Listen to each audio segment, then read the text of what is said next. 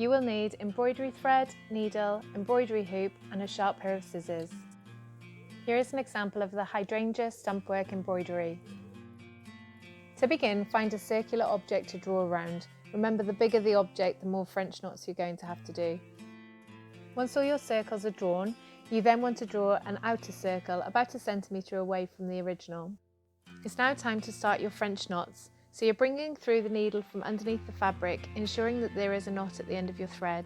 You then need to hold your needle very close to the fabric and wrap the thread around tightly about 3 or 4 times. You need to keep the thread tight as you push the needle through the fabric and through the centre of that knot. If you don't keep that thread tight, then you're more likely to end up with a loop rather than a knot.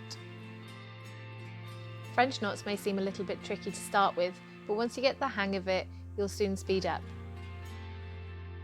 You need to ensure that your French knots are very closely sewn together and that there are no gaps where you can see the fabric.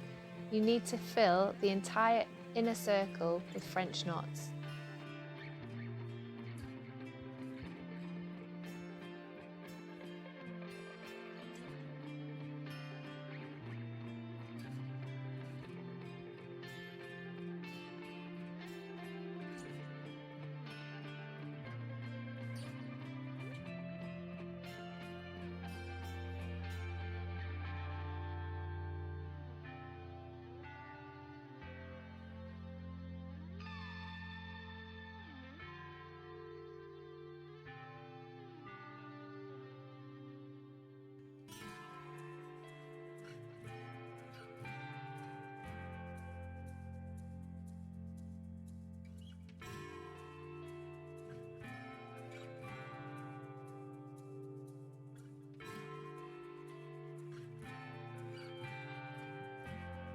Once all your circles are complete, you can then cut around the outer circle with a sharp pair of fabric scissors.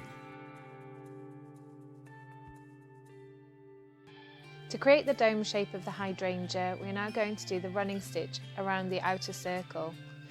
Begin by doing a double stitch and then do a running stitch all the way around the outer circle. You want your stitches to be a couple of millimetres long, not too long and not too short.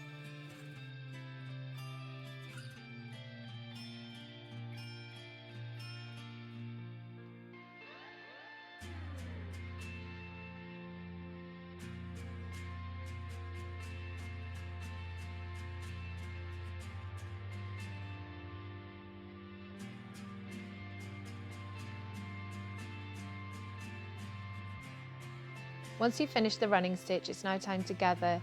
Place your thumb in the inside of the circle and then just very carefully ease the thread until you get a nice even gather at the bottom of your hydrangea.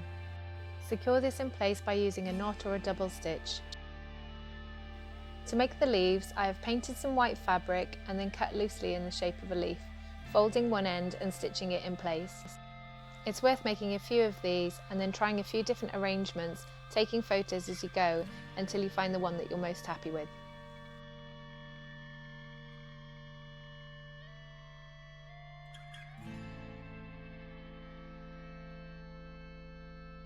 Sewing on the hydrangeas can be quite tricky, so I suggest holding it in place with one hand and pushing it into the fabric, and then just catching the underneath of that with the thread from the back of the fabric.